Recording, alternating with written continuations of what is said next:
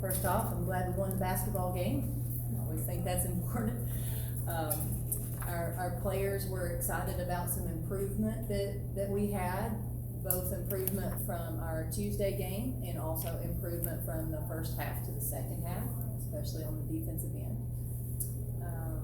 I think we're going to continue to get better, and I think the players understand that. They understand that we're working for small increments every day. But I was really happy for them. They were pretty fired up in the locker room after the game. Questions, please. Start with that. Please. Is that a microphone? Marshall. Hey, Kelly, right out of the gate, you look at Jordan Morrison and Tamari combining for the first 14 points. To see that from your two true freshmen, what was that like to see right out of the gate for you? Well, there's no doubt those two are really talented. I mean, and you can see the dynamic play that Jordan had and the fundamentals that Tamari has.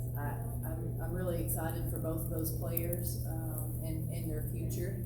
They're still young. They're going to learn, and I think this was a good step for them. Lewis, that.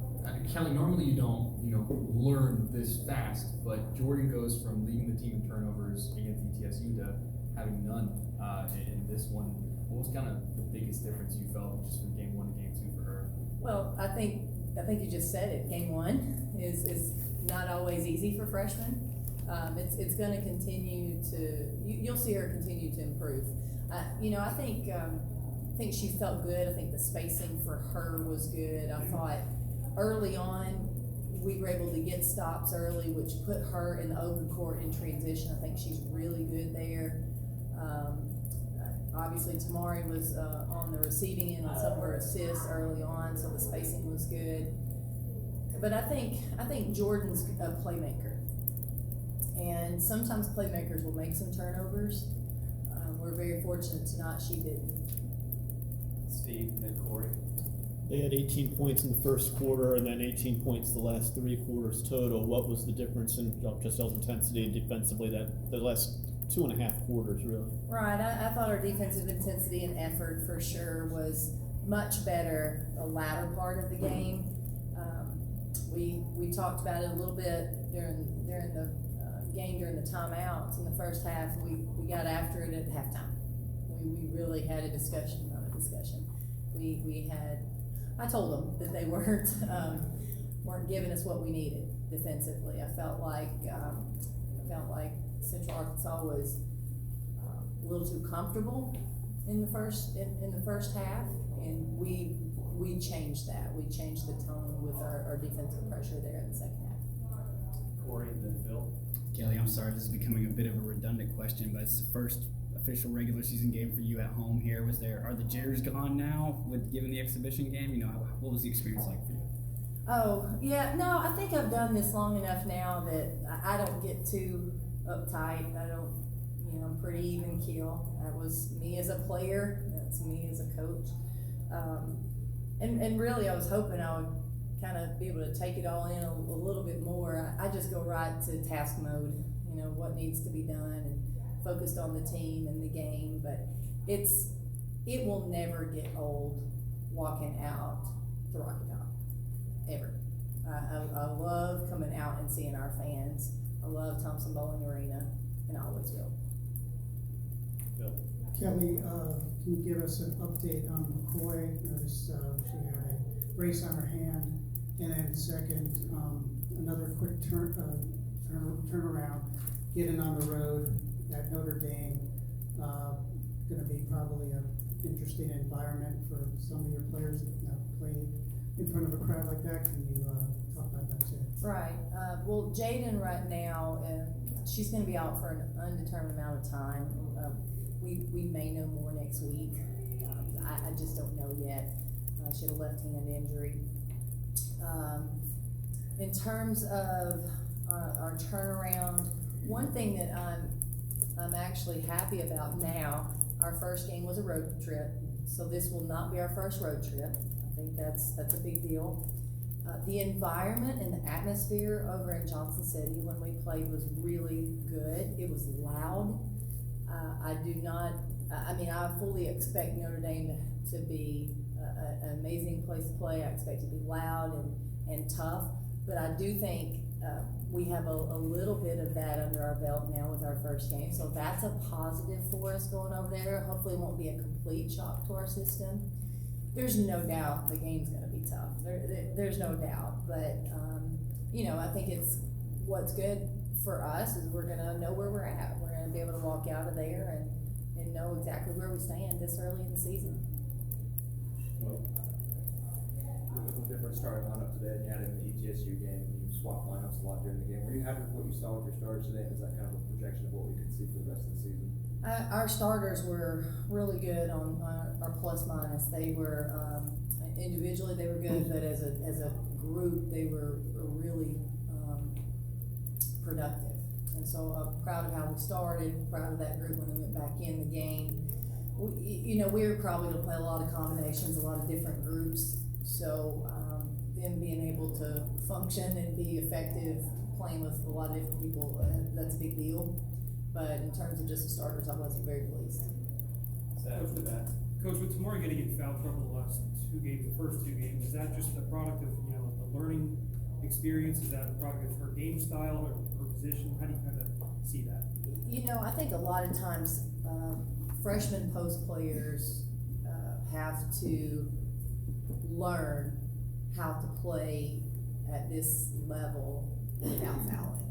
I feel like all freshmen have to go through it, but really post players, because we're asking them to be so physical. But don't foul. So I think she'll learn that. We'll help her along the way. It's obviously a concern with our entire team coming off that ETSU game where we were all in foul trouble. So we'll continue to work on that. Ben and then G. When you went back and you watched the ETSU game, what are some things that you identified that you all wanted to work on tonight, and do you feel like you succeeded in doing that? Well, the first thing for us was our transition defense. I felt like our transition defense was not good coming out of our ETSU game.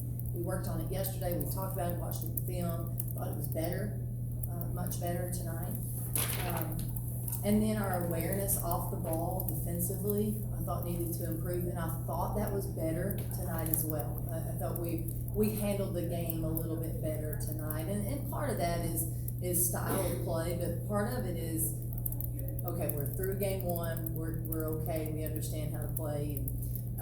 So I think we saw some progress in a couple of areas that I needed to see it in. Kelly, in the first two games, Jessie hasn't necessarily done much to affect the stats, but she, according to plus minus, she's been one of your best players. What has it been about her, and what does she bring to this team? Jessie is very smart, and Jessie is easy to play with. She doesn't get in the way. She makes good decisions. She will spread the defense out a little bit because people are going to honor her from the 3-point line.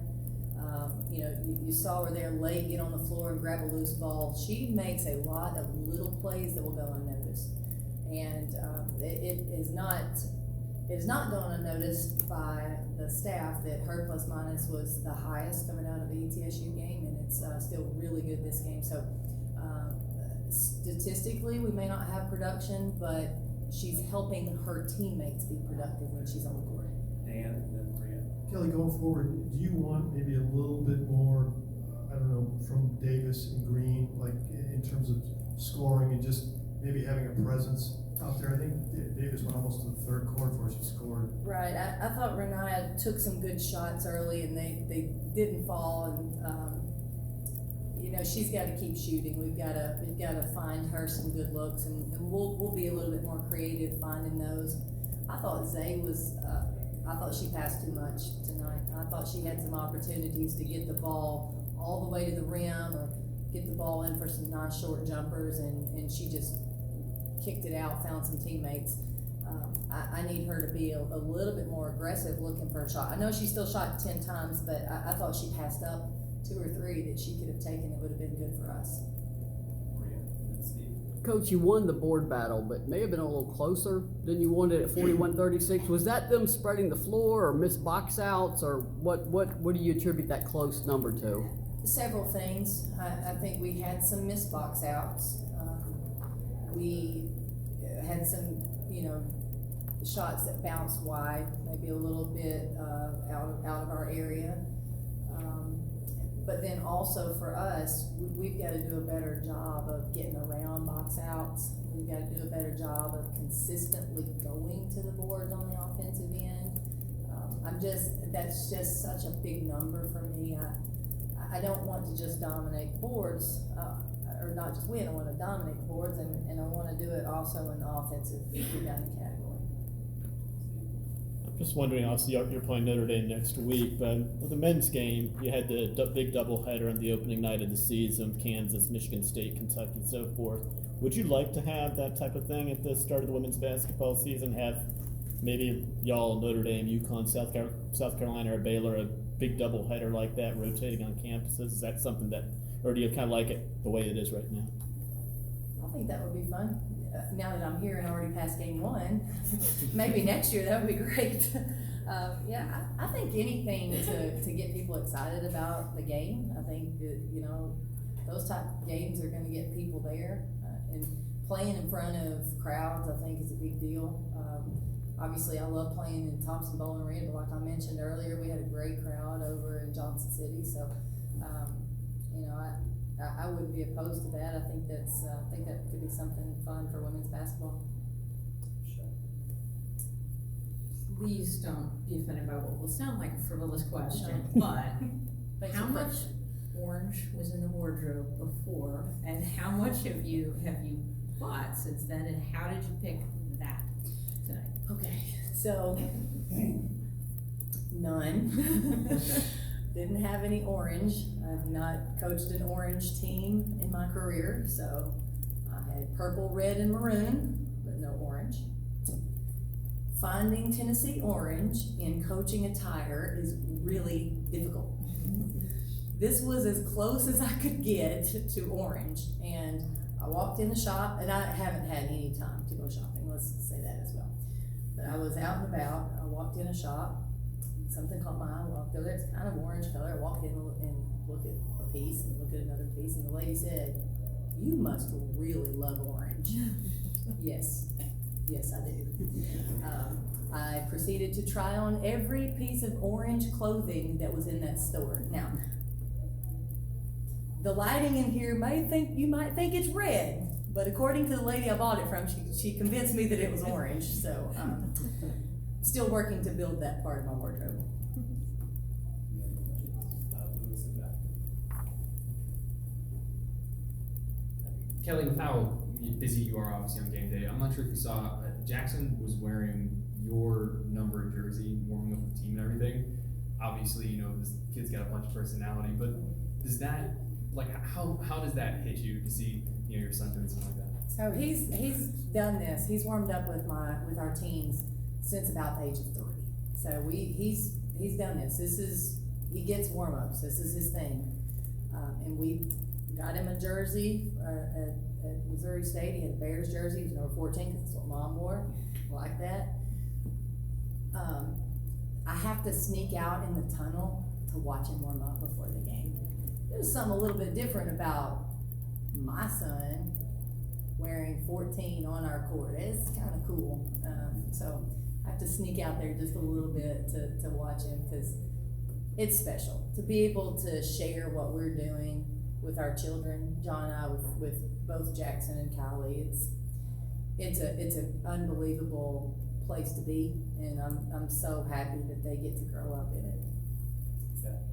Coach, maybe not talking about right away with Notre Dame and some of these Power 5 games coming up, but when you get into conference play, do you expect maybe Tamari and Georgia to be as dominant as they've been the last couple games?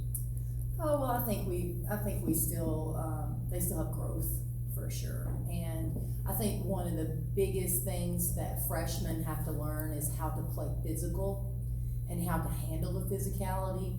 And it is a long season of physicality, especially in the SEC. So, that it's going to be important that we take care of them, we take care of their bodies. They're playing with confidence by the time we get to SEC play.